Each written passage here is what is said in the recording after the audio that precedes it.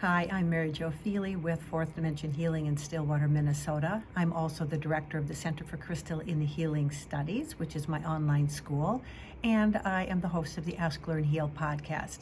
And through those three different aspects of my healing practice, I offer a variety of ways to support you with body, mind, spirit healing. So please take a look at the links below this video and reach out if you have questions or if you'd like to explore something further. Today I want to take a couple minutes to talk with you about obsidian. Now, obsidian is a form of volcanic rock. It is volcanic glass, and it is formed when lava cools very, very quickly. Now, when a stone really cools quickly, it does not have an opportunity to form internal geometric patterns that we see in other gemstones and crystals that take much longer to form. And so it has this, we call it amorphic because there really isn't a structure within it. And I have found that it's really a wonderful type of stone to work with when we're taking a look at kind of a comprehensive and holistic kind of look at healing, because while it won't necessarily have the real rock solid grounding that we might find if we're working with a piece of pyrite, for example, it is going to have that connection with the earth energy and is going to support us in a way that is more fluid, if that's helpful. Now, the other thing that, while I do want to say that while it is predominantly an earth stone, my sense and experience is that because it does come from a fire origin, it also has some fire in it. So it's got that more of that creative spark, which can also be really helpful when we are working with healing. I have a couple different kinds that I wanted to show you today. Obsidian has a hardness of about 5 to 5.5 on the Mohs hardness scale, with talc being 1 and diamond being 10. So here is a piece of black obsidian. Now, it does come in a variety of different sheens, and I'm going to be talking about a couple that I work with primarily in my healing practice. So here you can see that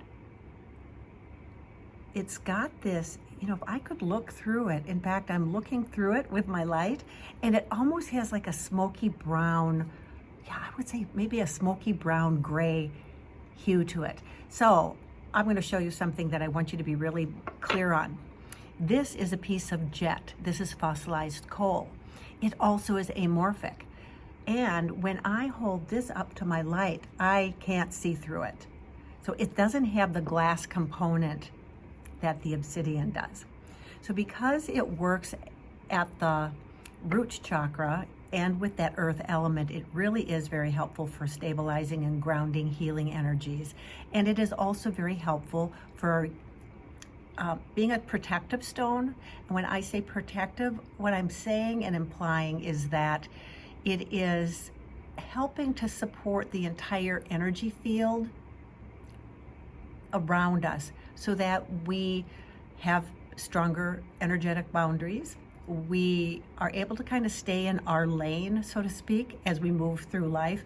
We don't tend to get overly involved with other people's stuff, and we don't take on other people's stuff as readily. So that's the beauty of working with any kind of a stone that has protective qualities. So black obsidian is really a wonderful one to work with. It's very readily available. Now, here is a form of black obsidian that is in its raw form, the one I just held up before. This is tumbled and polished. This is known as Apache tear. Apache tear, in addition to supporting that earth, supporting the boundaries, supporting that protective energy, it is also very helpful in grief work. And again, you got to trust me on this, as I'm holding it up to the light, I can very clearly see that it's got this kind of a gray, brown, light black kind of clearness to it. So it is very translucent. Again, it's going to be amorphic even though it's in its rough state. So we have to remember, obsidian cooled down really fast, didn't have a chance to kind of form the internal structure that we would find with other stones. Let me see if there's one here. Yeah, okay. I've used this in other videos. So this is fluorite, piece of rainbow fluorite. This has a real solid cubic structure if we were to take a look at that within its microscopic level. So keep that in mind. The other thing I think is really helpful is when we are working on kind of getting stronger boundaries, sometimes we just really need to be anchored with the earth, and then there are a lot of different earth stones we could use. And when we bring in a stone like obsidian, what we're really doing is saying, okay, I am setting boundaries, and I'm setting boundaries and learning to create boundaries within my whole life, not just in one particular aspect. So again, this is kind of a comprehensive stone, at least that's in my experience. Now, there is another form of obsidian that I work with, and it is called snowflake obsidian. And that's simply because some of the volcanic glass, as it is cooling, creates these little, almost like little veins, for lack of a better word, little cracks, but it's not cracked, but they're little fissures. And so it tends to take on a little bit different appearance. Here's another one. And they do actually look a bit like snowflakes. So this particular stone has those same qualities as the black obsidian, because it is black obsidian, and because of these unique white snowflake structures within it, it connects actually with the brow chakra. So this is a really wonderful stone to work with when we are working on getting some clarity and opening up that brow chakra to have some intuition and grounding that and working with the boundaries. So let's say we are trying to get clear on why are my boundaries kind of loose with this person, and I'd like to kind of rein them in a little bit. We could work with snowflake obsidian, and that could be really helpful. Now, through this video, and if you've watched other of my videos, you'll hear me say this too. I'll say work with the stone. And so you may wonder, what does that mean?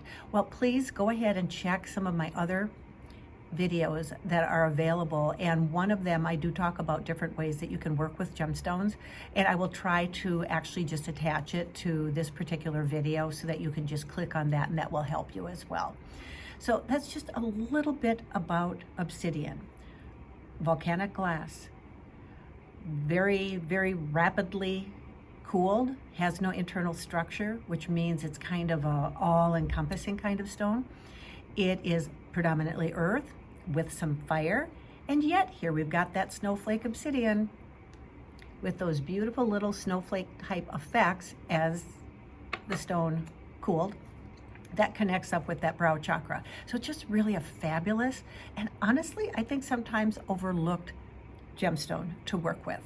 So please let me know if you have questions. You can take a look at my online shop and learn a bit more about obsidian, both the black obsidian, the Apache tear, being both the black obsidian as well as the snowflake obsidian. And also, let me know how I can be of help to you. Feel free to send me an email, send me a chat right through my website. If I'm online, I might chat right back, so don't be surprised if I do that.